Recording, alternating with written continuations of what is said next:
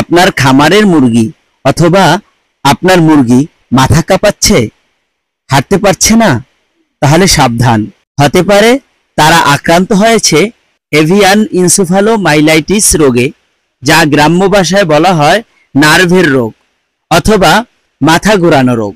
আজকের ভিডিওতে আপনাদেরকে জানাবো কি লক্ষণ দেখলে পরে আপনারা বুঝবেন আপনাদের মুরগির মাথা ঘোরানো রোগ হয়েছে, এই রোগ ছড়ানোর উপায়গুলো কি, এবং আরো জানাবো এই রোগের প্রতিকার ও প্রতিরোধের উপায়।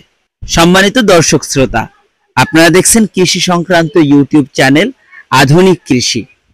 সম্মানিত দর্শক শ্রোতা, যারা এখনো আমাদের চ্যানেলটি সাবস্ক্রাইব করেননি, আশা করি সাবস্ক্রাইব করবেন, পাশে থাকা বেল আইকনটি বাজিয়ে দিবেন, যাতে আমাদের করা ভিডিওগুলি অতি তাড়াতাড়ি আপনাদের কাছে পৌঁছে যায়। তো চলুন কথা না বাড়িয়ে ভিডিওটি শুরু করা যাক। সম্মানিত দর্শক শ্রোতা, প্রথমেই আসি রোগ পরিচিতি নিয়ে।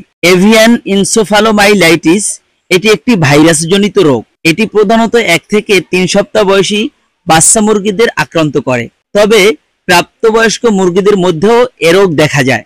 এই রোগের লক্ষণগুলো কি কি? কি লক্ষণগুলো দেখলে আপনি বুঝবেন যে আপনার মুরগির মাথা ঘোরানো রোগ হয়েছে বা এভিয়ান ইনসেফালোমাইলাইটিস রোগটি হয়েছে। তো চলুন জেনে নেই এই রোগের লক্ষণগুলো কি কি। লক্ষণগুলো হলো মুরগির মাথা কাঁপানো, ভারসাম্য হারিয়ে ফেলা, হাঁটতে না পারা, চোখে অস্বাভাবিক দেখা এবং খাওয়া দাওয়া বন্ধ করে দেওয়া। আরেকটা বিষয় হলো খামারে মৃত্যুর হার বেড়ে যাওয়া।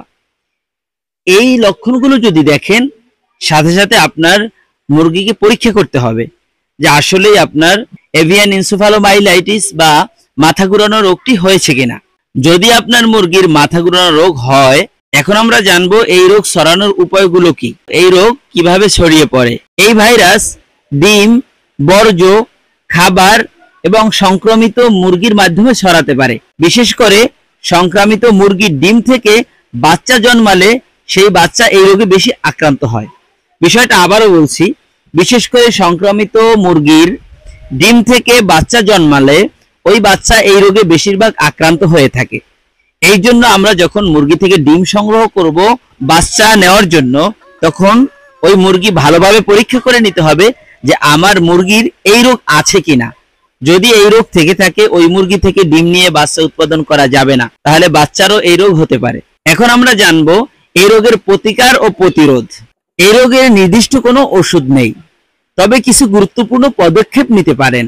আক্রান্ত বাচ্চাদের আলাদা করে ফেলুন, পরিষ্কার পরিচ্ছন্নতা বজায় রাখুন, ভালো মানের ভ্যাকসিন ব্যবহার করুন এবং আপনি যেই মুরগি থেকে ডিম সংগ্রহ করবেন ওই মুরগি টিকা দিয়ে সুস্থ রাখুন। এভাবে যদি আপনি ডিম সংগ্রহ করতে পারেন এবং আপনার মুরগিকে আপনি যদি ঠিকমতো ভ্যাকসিন দিতে পারেন এবং বায়োসিকিউরিটি সহ আপনার খামার যদি পরিষ্কার পরিচ্ছন্ন রাখতে পারেন, তো আশা করি এই রোগ দেখা দিবে না। সর্বশেষ কথা হলো আপনার খামারের মুরগি সুস্থ রাখতেই হবে, তাই রোগ চেনা, প্রতিরোধ ও সতর্কতা অবলম্বন করাই জরুরি। ভিডিওটি যদি উপকারী মনে হয় লাইক করবেন, কমেন্ট করবেন, শেয়ার দিবেন। আর যদি এমন ভিডিও আরো পেতে চান, আমাদের চ্যানেলটি সাবস্ক্রাইব করে সাথেই থাকবেন। তো আজ এখানেই বিদায় নিচ্ছি, দেখা হবে আগামীতে অন্য কোনো ভিডিও নিয়ে। আল্লাহ হাফেজ।